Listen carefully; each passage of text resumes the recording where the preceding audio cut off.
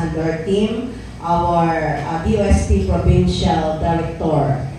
Thank you for, from the beginning of my term, you are always supporting ASU. And perhaps even before I am the president, you're already here with us, DOST. We have a lot of projects with DOST, and to tell our external stakeholders here, nagdaog kita sa aton civil service, ano nga ni Sir Michael, anong award ni Julian? With Lingkod Bayan Award dahil sa aton nga mga DOST projects, si Ma'am Julian Asibuki Salido. So thank you again, DOST, headed by Ma'am Dinah Rose in the province for helping all of these projects. To Sir Michael Bisate, the campus director of the Banga campus. We have with us the Vice President for Academic Affairs, Dr. Eva Orlina, the Director of Production, where our project is under, Dr. Rema Lauron, the Cafeteria Manager, where all the processing and the foods were being produced. Ma'am Ipin, Josephine Lariosa, Ma'am Josephine Lariosa. The Finance Director, thank you for coming, Dr. Marabe, she's at the back. We have also with us the different barangay chairman with Honorable Relito R. Vicencio and his barangay secretary of Mangan. Thank you, Kapitan.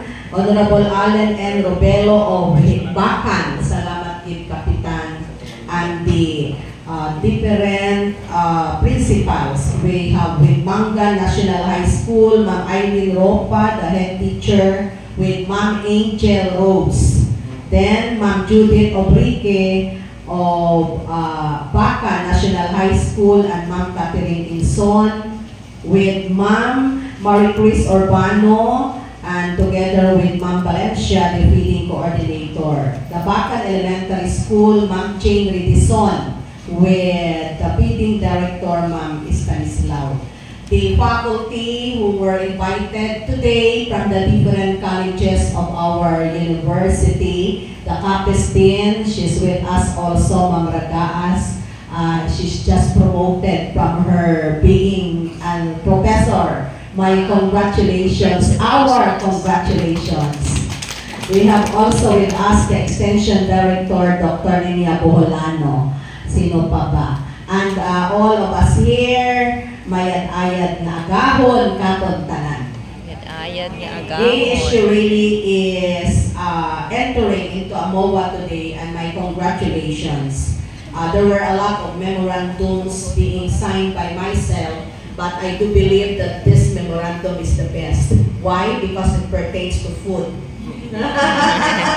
Feeding our children, we can see right away the results, and even ourselves, we can taste the Nutriban that we are producing. Even in Ibahay, a lot of those who were assigned were telling me that the Nutriban is very good, very nice. But when I asked the student what siya nagtinahambal, kamot siguro ako nagtinaon nga, abungot at mga unga.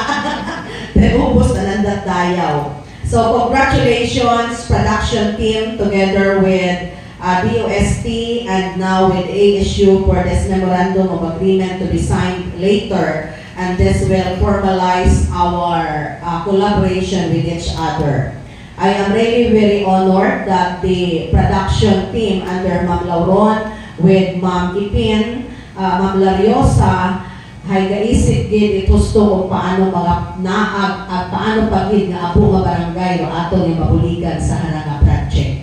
As what I'm telling them always, libuton na nato no bilong nga barangay, barangays it ato nga bala kaysa magawa kita ito sa ibang mga barangay. And good that two capitans were here. I hope that this will be another milestone for the principals here in the respective schools. Likewise with ASU, with our partnership with DOST. I believe something great will happen out of this partnership. Ang mahalaga lang naman, sabi nga ni Sir Episate, ay nagtutulungan ang dalawang barangay kapitan, nagtutulungan ang mga DepEd DepEd and with that of ASU. The more na nadinig ko, nag-graduate pala si Sir Ibisate sa ating National High School. And Elementary, that, elementary.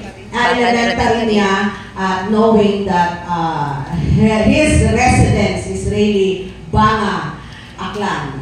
He's really from Banga. And the rest of our faculty. So long live Banga, long live DOST, and long live this project. God bless everyone. Thank you, Dr. Arangote, for that wonderful message. Also, to give a message is Ms. Diana Rosie Bubos, Professional Science Technology Director of DOST Aklan, PSDO.